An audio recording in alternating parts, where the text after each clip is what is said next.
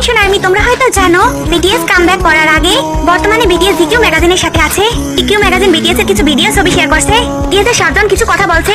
ওই কথাগুলো মানে ক্যাপশনটা আমি বাংলায় বলবো, কিন্তু তার আগে আমার আইডিতে ফলো দাও, ভিডিওটা সকল আর্মিদের কাছে শেয়ার করে দাও।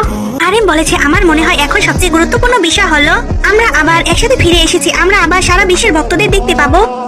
জিন বলেছে, আমরা শিল্পী হিসেবে বেড়ে উঠেছি। আমার মনে হয় এখন আমরা থাকতে পারি, কারণ তখন আমরা খুব পরিশ্রমী ছিলাম। সুগা বলেছে, আমি আপনাকে যা বলতে পারি এটি হলো বিটিএস এর অ্যালবাম, এবং এই শব্দগুলি বেশ আলাদা হতে চলছে যা আপনি শুনেছেন। আপনি এবার বিটিএস এর আরো পরিণতি দিক দেখতে পাবেন।